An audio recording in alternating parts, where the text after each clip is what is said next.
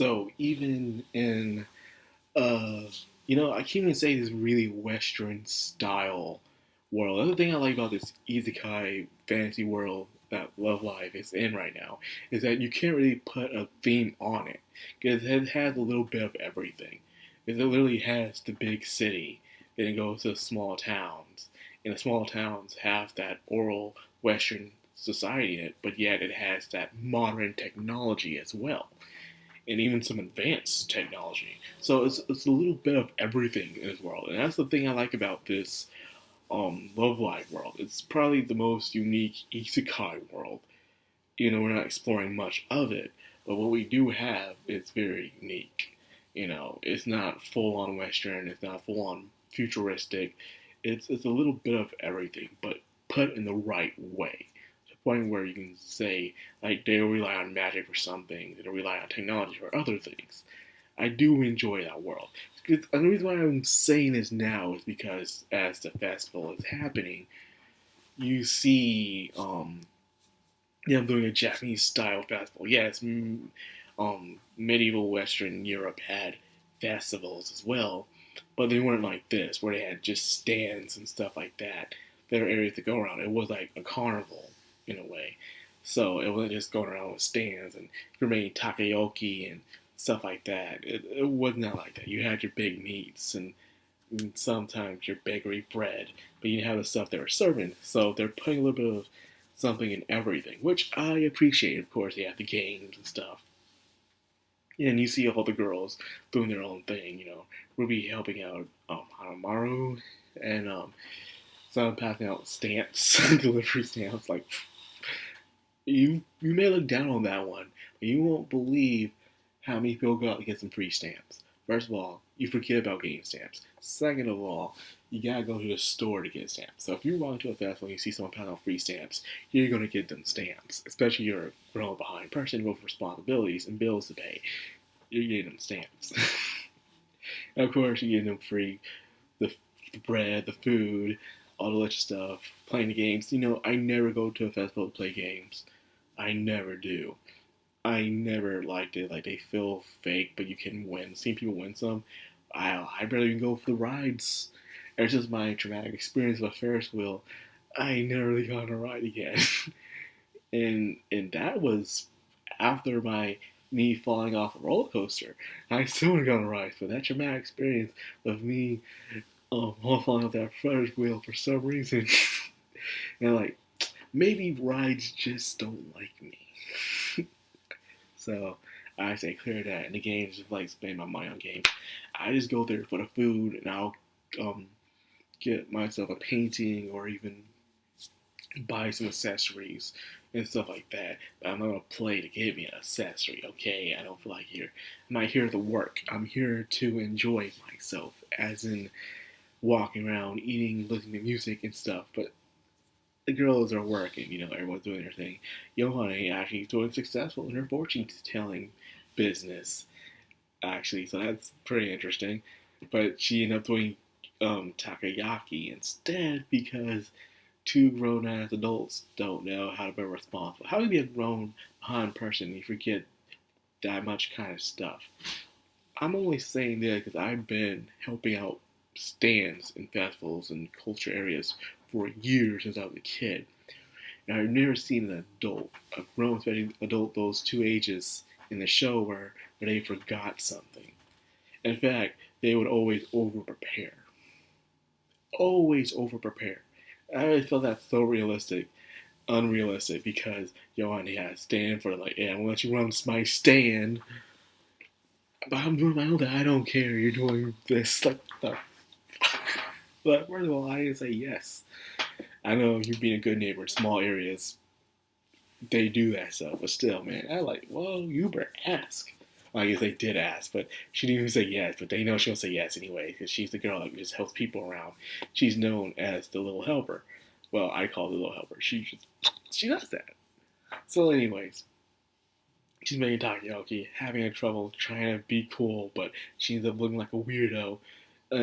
I guess that's one reason that made her self-conscious. It shows in the past how she didn't ever really join the festival. She always looked out from outside the window as Laylops was staring, like, she'd go out, but she didn't want to. She was afraid, to embarrass herself. She had that kind of anxiety to take the first step. So here she is, just full on display, trying to be her Chinibio self, but people are laughing about it, but it's not that bad. They're saying, you're weird, silly, and stuff. And she's just like, oh, God, tits. Do I like this YOHANE better than the one we have in the original world? I'm going to say yeah, in a way. I like this one a lot. The other one grows up too, but I think she tones it down a bit. She has this a bit more of a mature, popular brat kind of thing about her, where she thinks she's all that, but she's not. She gets called out for it. And her name's actually YOHANE here, so no one's calling her Yoshika. So maybe this is the true personality of YOHANE. Maybe YOHANE and Yoshika really are two different people. Yeah. You should think about that for a second. So anyways, she's having fun. Now she's participating in the other things. And with the shooting range. And this is another relatable thing. You could be doing something, and this is why you always gotta think before you do anything. Where she puts down her staff, and she loses it because she was playing the rifle game. And she forgot it. She's having her candy apple, and she totally forgot about the rifle, the staff. Everyone's looking for the staff. This is relatable. You can't remember where you put it. You just put it down, man. Just to do something, and you totally forgot about it. Your mind is so focused on something else, it just leaves your mind. And you're like, oh, where did it go? Snap. This happens so much to me. Heck, I remember one time I forgot my wallet. I couldn't put my wallet at. Turns out I left it at the bus stop. It was there for hours, my whole entire work period.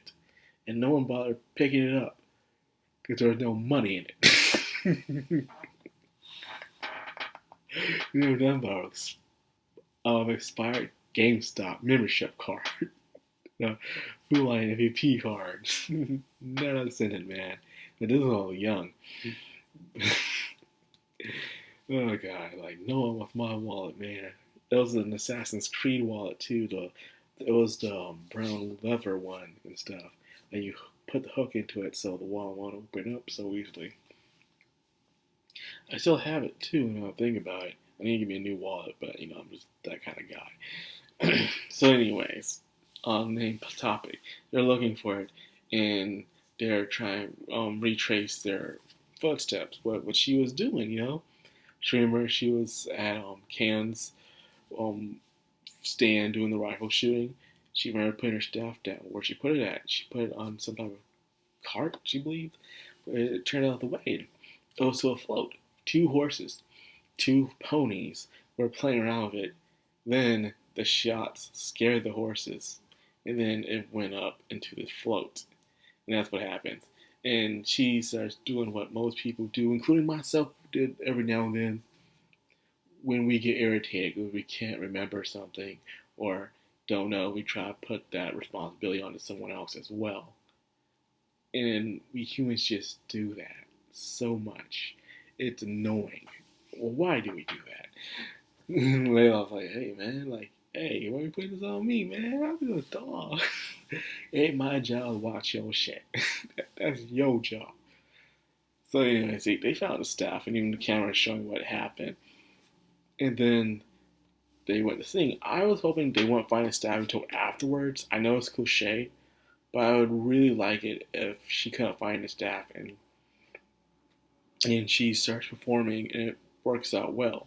So therefore, it shows she didn't really need a staff because remember, she was relying on that staff to make things work. She's also relying on her friends to make things work, but she never relied on herself to make things work. So because of that, I think it would be better if she didn't find herself until after the performance. So the performance happened. Of course, this is still love life at the end of the day, so the performance. But in the back of my mind was like, did they practice for this?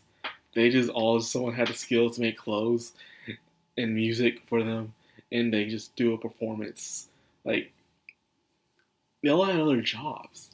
Did they learn how to sing and dance fast? Yeah, I can sing just it's easy to just put on some clothes and make your own music and then start singing and stuff. It's that easy. The reason why people respect school idols more than any kind of idol is because they do everything on their own. Their practice, their diets, their music, their choreography, their clothing. They do literally everything on their own out of their own pockets. So they're not like the famous idols where everything's done for them. They just need to practice. Hell, most of them don't come up with the lyrics. Someone else does it for them. They do everything themselves. That's why I respect school idols, man. They got it going on. But anyways, the first came out with a hitch, which was kind of underwhelming. Because even in this episode, YOHANE worried about the calamity, and people thought this was the episode where the calamity was going to happen. Before people were thinking she does find stuff. Okay, sure she does find stuff, and the performance is about to happen, but the calamity happens. People were hoping for some calamity, but we're only like episode 6, 8 or something. Yeah, I think we're on episode. Oh shit, let me see. Sunshine in the mirror. Yeah, we're only on. Damn, why don't you pop up? Episode 8. So yeah, we're on episode 8. How could I forgot episode 8? We have 13 episodes, so 9, 10, 11, 12, 13. We still have 5 episodes left. So people are at least hoping that the last 3 episodes, the calamity will start. 3 or 4 episodes. Because right now, I feel like the calamity isn't doing much as it is right now in the show, where calamity will happen every now and then in the manga. Because I'm reading the manga, and the calamity happens every now and then. It's not the main focus, but it just happens, and they just take care of it. So people are hoping that the calamity happens, because it just seems like they're just... It's nice development for the characters, but we like to see this calamity thing happen. It doesn't seem like much of a big threat as it was in the beginning of the series. Like, the calamity decided to take a break. I want to take a break. I want to wait until near the end and pop up again. That's what one of the flaws of the show is. Calamity doesn't seem like a big threat as it should be.